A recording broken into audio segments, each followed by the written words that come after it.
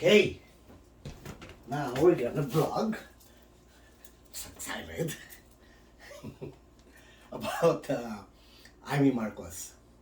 So it's her interview today with Karen Davila on Headstart. I think a lot of us feels the same way as she feels. I mean, what she's saying here. I could easily reflect on myself in regards to what she's saying. I mean, I could deeply feel her. I have the same, um, what do you call this? I have the same everything. I mean, galit, questions, uncertainty, in regards to what's happening here. Of course, there's an upsurge, okay, in the COVID cases. COVID cases jump all-time high, surpassing 8,000 positive cases a day. And we have the highest percentage of positivity. It's more than 10%. I think now it's more than like 13 to 14%. And it's gonna go up. Now, who's to blame on this? I'm not blaming IATF. I'm not blaming Secretary Duque. Okay, I'm not blaming the government. It's simple. The UK variant and the South African variant is more contagious than ever. If there was a solution right before that, it was spreading in the US, UK, and other countries, we should have stopped it right there. Like, stop people, close the airports, okay? We have to stop it. But, of course, President Duterte has his own options, prerogatives of not hurting the OFW who really supported him in the presidency in the last election. I could truly, fully understand that. But the problem is, okay, they have their right to go home, okay, here in Manila. But what about us? What about us who will be victimized again with this variant, which is really more contagious? I think it's going to be 3 to 4 times more contagious than the original COVID-19 strain. Okay? They have their rights. What about us? How many millions will be affected? Now it's only Metro Manila. Of course, it will spread out into provinces, slowly. It will go to Cebu, it will go to Davao, Zamboanga, Iloilo, Baguio, name it. It will spread like hell. Okay? So anyway, let's go back to Imee Marcos, okay? The Headstart. I'm Karen Davila. This is the second half of the show. I am working from home this Tuesday morning, and I'd like to welcome our second hot copy. We have Senator Imee Marcos, chairperson of the Senate Committee on Economic Affairs. Senator Imee, good morning to you. Yes, good morning, Karen. I was listening to you guys at si Yorme sabi gusto pa rin yung IATF, right? Oo, maganda yan. Okay, I'll contextualize it. You and Senate President Tito Soto actually came out with very strong statements against the IATF, calling for the abolition of the IATF, and you even suggested that medical experts and doctors already be assembled in a new body to replace the IATF. And Mayor Isko said, not in the middle of this whole pandemic, kumbaga, it's not a good idea. Hindi siya sang-ayon doon. Yes, that's correct. We don't want to change managers midstream. That's the last thing we want to do. But it's been a year. And at the end of the day, ang kalusugan ang siyang issue. Expert sa kalusugan natin, syempre, doktor. Pagkatapos mga scientists, dapat science-based. Obviously, immunologists. None of which we have right now except for a single doctor who no one seems to trust anyway. So why don't we go back and establish a core group that is really qualified for policy, and thereafter start consulting the LGUs who yung pala ibabagsak din pala sa kanila yung trabaho para sa implementation. So we should bring them on, and higit sa lahat yung private sector. Can we please bring them on since they are currently going to carry the baby and do the most donating? Oh, Senator Imee, okay, you said it's been a year with this new order of the IATF and the National Task Force to essentially implement this NCR travel bubble until April 4. Okay, do you agree with this whole setup? I think, as the chairwoman of economic affairs, this is catastrophic for for an already dying economy, and I think we have to be much more mindful of of that fact. And joblessness has spiraled, everything has skyrocketed, prices are going nuts, and food supply is very tangential. So it's important at this point to focus. Ako, sang-ayon ako sa mga lockdown na granular.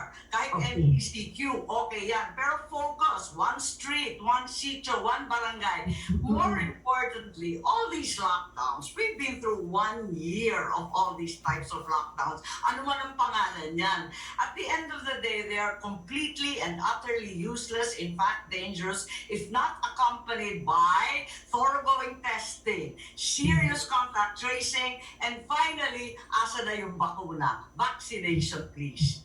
Oo. So, Senator, what do you think aren't we doing? Kasi given, okay, you agree, of course, and Manila Mayor Isko Moreno agrees, pumalpak tayo sa bakuna. Yun ang words niya. It's not my opinion, and you and Tito Sen have also verbalized as much. What could the IATF done to address the rising numbers? Well, as I said, let's address this medical problem scientifically. At ang sinabi na sa atin, contact trace and test and vaccinate. Ngayon yung testing, nagtataka ako. Billion ang biniling testing kits. Nasaan yung testing kits? And even the private sector donated 10 million test kits. The Red Cross has come across. We all know how many test kits have come forward. Why is it so expensive and so difficult to get a test still? And how is it that so few Filipinos have actually been tested? Then the contact. Okay. Valid point. Di ba? Okay, number 1. 10 million test kits were donated. Okay? Given to Red Cross. Bakit naninigil pa rin ang Red Cross? Di ba? Ba't ang mahal pa rin ng PCR test? 3,500. Yung iba pa 5,000. Noong unang panahon pa nga 7,000 eh. Okay? Na ang pinakamababa is 3,500. Okay? May donation. Saan napunta yun? Okay? May valid point siya. Lahat sinisingil. Dapat na nga yan, donation na yan eh. Dapat yan, libre na eh. O, paano ngayon magpapates yung mga mahihirap? 3,500, eh, halos sweldo na yun ha, 1 linggo ah. Okay? The contact tracing is silly and sporadic. It's so small time. Ano ba? Pichi-pitching contact tracing. Hindi po pwede yan. And finally, we've really borrowed a lot of money. 116 billion pesos. 10 billion is also in the budget for Bayanihan. Where's that all gone? Where are these famous vaccines? Oo. So, in terms of that, no, we have the money. Even Senator Ping Lacson came out with a list. President Duterte, in his address last night, said, don't be worried about corruption. The money is in the banks. Yes, we're not worried about the corruption. Ako, sang-ayon ako dyan. Nariyan yung pera. Alam ko, kasi di ba, kami yung power of the purse ko, no? But the question is, the money's there. Where are the vaccines? Yun ang malaking katanungan. Kasi pera na, naging bato pa. Ano ba ito? Oo. Okay. Medyo mali naman yon. Mahirap talaga yung vaccine kasi out of supply. Okay? Hindi, where the vaccine? Of course, umu-order yung government. Okay? In fairness naman to the government, they're doing their best. Pinapadala sa China, pinapadala sa India, para makuha yung mga manufacturers. But the problem is the scarcity. How many billions are there? I mean, in the world? We're like, what, 5 billion? O, ilan lang po produce ang vaccine? Ng mga Pfizer, ilan lang yan? Diba? How many people need to be injected for the vaccine? Billion. So before you can vaccinate all this 5 billion or 4 billion, whatever, it might take you as 2 to 3 years. Okay? So huwag kayong mangarap na in 6 months tapos na ang vaccination. That's stupidity. You compute the rate. Ilan na injection na araw-araw? Okay? Divided by the population. Palaki mo na 30%, tanggalin mo, ayaw magpa-inject. Matanda, okay, yung bata, ayaw. 70% of the population, Philippines, 110 million. 70%. Okay? That's what? Around 72 million? Ilan yun vaccinate natin? Wala pang 1 million actually. So, that's how slow we are doing it. Okay? But we are ordering the vaccines. The problem is, we have the 1 million plus vaccine, and yet we only have inoculated like 500,000. Ba't ang bagal? Di ba? I mean, you still cannot decide where it should go. Di ba sabi sa province? Then sabi, okay, going back to Metro Manila because ang dami raw may upsearch daw dito ng news train. So, I mean, we need more brains. We need more brains in the administration. I mean, wala corruption, wala lahat. President Duterte is trying his very best. The problem is the people around. Medyo kulang dito. Dagdagan yun. Yun lang naman. All these kinds of wonderful news from overseas. Everyone is getting vaccinated. They're going back to work. Children are at school. It's becoming normal. And what do we hear in the Philippines? Nothing. No vaccine still. Even the health workers are estimating that they'll take them what? Somewhere between 20 to 44 years bago matapos ang vaccination and we accomplish herd immunity. Wow. Okay. Well, that's a staggering number. But I mean, the figure is shocking. Ang tanong ko, coming from that, I interviewed Secretary Galvez last week, and he said the goal is. He even had a PowerPoint presentation that he shared that I believe he showed during the Senate hearings. He said the plan is by Christmas, 70 million Filipinos have already been vaccinated. That's roughly 4 million Filipinos a day. That's in a period of 9 months. Do you believe, Senator Imee, matutuloy yun?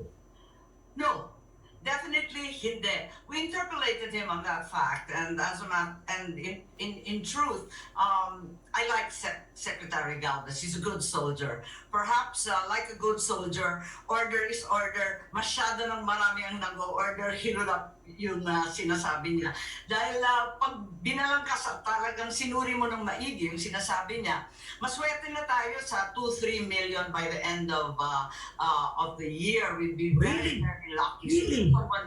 Because firstly, the vaccines are not arriving, as you know very well. Not entirely their fault, because there's a real shortage worldwide. But it's not helping. When you start rejecting huge sectors of industry, of the economy, binablock eh. Yeah. Binablock talaga ng Tito H at si Secretary Galvez, talaga naman sumusunod na lamang.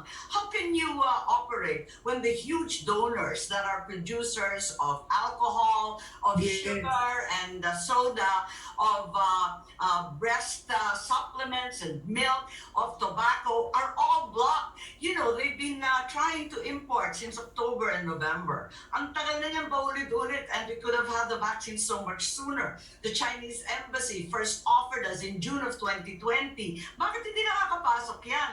And then nakakapagtaka, ang latest na naman, 4 federations of the Chinese chambers were rejected in their application for importation kasi baka pagkitaan daw. Baka pagkitaan, the solution is not to block them, but rather to establish the safeguards. Who will be the beneficiaries? Are you really gonna sell this? Who are going to dispense this? Have them check, live stream, pagtuturok, lahat na. Yes. Kailangan mabuhay. Okay, let's put a context to this for our viewers who may not be aware. Actually, Senator Imee, you are pointing out to this draft administrative order that they are preventing some large manufacturers of tobacco, milk, sugar, soda, and alcohol, and as well as other multinational firms based in the Philippines from actually buying or procuring vaccines because the government claims it is covered by EO 51 series or the 1986 National Code of Marketing of Breast Milk Substitutes. It's actually a long, I know. I read that AO that was Correct. sent. They're coping Yeah. two things. That's right. Yeah. There's this very long-winded discussion, which is contained in Section 5 of this administrative Yes. order that they're now saying is a draft, that they're now promising will be deleted. But Karen, they are blocking whole industries. Hindi lang isang kumpanya, hindi lang isang multinational, walang negosyante nagre-reklamo. These are whole industry. So you have 3.4 million involved in the sugar industry, 2.2 million in the tobacco industry, including the lowliest, poorest rice farmers. You have all the dairy farmers, you have alcohol producers. This is absurd. Now they're saying that this was a mere draft. Draft or not draft, this is what they were acting upon from the very beginning, and they're quoting EO 51, they're quoting Civil Service Commission circular. All of this is water under the bridge now. We have a vaccination law that says that it will be a whole of nation approach, and all the private corporations are invited to please participate because the government doesn't have enough money. Yeah. Okay. Did you talk to anyone from the IATF, Senator Imee, regarding this Section 5 of this AO? Actually, I keep saying that it came from semi-official sources. The media was asking me, where did you get a copy? Sabi ko, maraming nagmamalasakit. Yung ibang department, ayaw na ayaw yung ginagawa ng DOH. Everyone is deeply concerned that we should get as many donations as possible, as quickly as possible, so that as many Filipinos can be vaccinated ASAP. Kasi kahit mahiwagang herd immunity, hindi na natin ma-achieve sa kabagalan natin. Oo. So, ang tanong ko, itong Section 5 ba, Senator, do you have some kind of assurance that it will be removed? Has the DOH or even Secretary Galvez, anyone from the IATF, have they actually responded to this concern? Yes, as you know very well, I'm very pro-admin. Bahagi talaga ako ng admin block dyan sa Senado. So, Okay. ang mga ginawa ko, last year pa, tinatawagan ko na silang lahat eh. Sabi ko, huwag naman ganito because you're acting on this. October pa to, we're getting rejected. Constantly getting rejected. For example, for tobacco, for sugar, even the Negrenses are complaining simply because we are the so-called sin products. So I approached a lot of people. And So there seems to be a bias, no? It seems that what you're trying to say, there seems to be a bias if you're viewed as a company that produces sin products. It's almost self-righteous when you think of it. You can't import vaccines. That's right! Ano ba yun? Sabi ko, teka muna, kami rin nagtatanim ng palay, nagpapalaki ng baboy at biik. Ano ba talaga? How come we're not allowed na? And this is through the companies that actually work with the sugar farmers, work with the tobacco farmers, the few, kakarampot na nga yung dairy na yan. Talagang ibaban mo pa. So this was really shocking to me that entire industries are being removed. I heard from some cabinet members that there was violent objection to this. Pero ang kinatatakutan ko, yung sa DOH, ang kanilang press release is that private participation is being enjoined, but there is no assurance that this provision will finally be deleted. Yeah. Okay. I'm curious, you once again, of course, and you and other of your colleagues have called, I mean, matagal yun ang tinatawag ang pagbibitiw, no, ni Secretary Duque, but clearly he has the support of the President. Is there any other way to dialogue with him and actually convince him of your concerns? Yes, I feel very bad about this because at the end of the day, he comes from Pangasinan or from Region 1, and yet masyadong marami nang namamatay at nagkakasakit, nahihirapan. So we've said that 1,000 times. The President, ayaw na ayaw niyang pinangungunahan like all of us.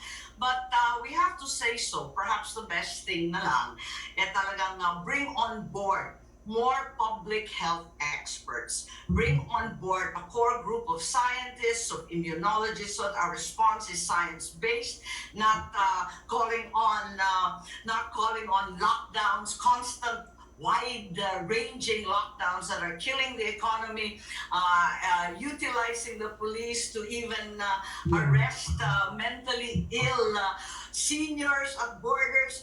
This is not the response we need. The response we need will still boil down to, as usual, paulit-ulit, mass testing, serious tracing, and finally, mass vaccination, aggressive for every single person who's willing to get a vaccination.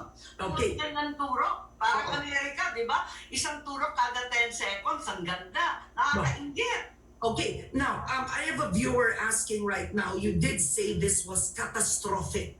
Itong bagong order, no? Of course, Secretary Harry Roque doesn't term it as a lockdown. Actually, I don't know how they term it, but they call it some NCR bubble. But a viewer is asking, do you agree that they actually stopped travel this Holy Week, considering the numbers are high in Manila, but not in those areas where there is, where the resorts have opened?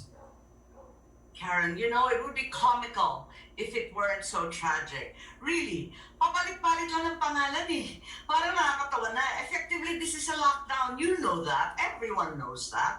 Huwag naman natin linoloko ang tao. Kasi kung ano na yung mga fancy names, diba? NCR Plus, NCR Pro, NCR Pro Max. Ano ba? Tapos yung mga circuit breaker, mga soft and hard, MECQ.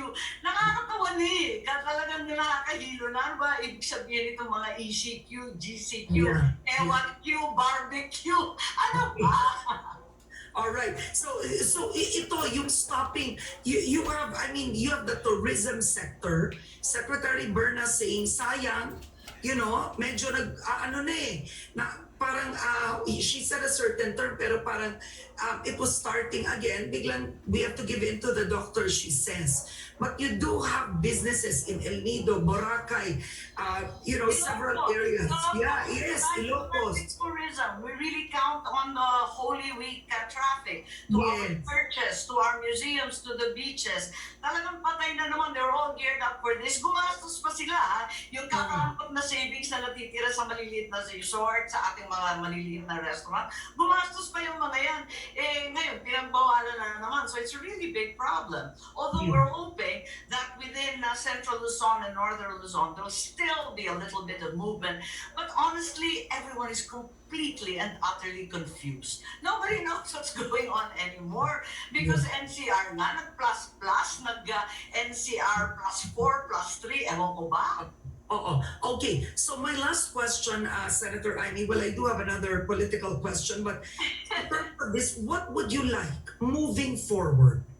What would you like the IATF to act on immediately at the very least? So after April 4, we see they just said with this 2-week lockdown NCR plus, they're hoping for a 25 decrease in the numbers, 25%, which is helpful but isn't quite dramatic as one would hope. But what would you like to see them address? What I would like them to address at this point is, once again, paulit-ulit na po ako, talagang ang kulit ko na, pwede ba let's go back to the testing. Where are those kits we bought? Where are the 10 million na binigay ng iba't ibang private sector and foreign countries?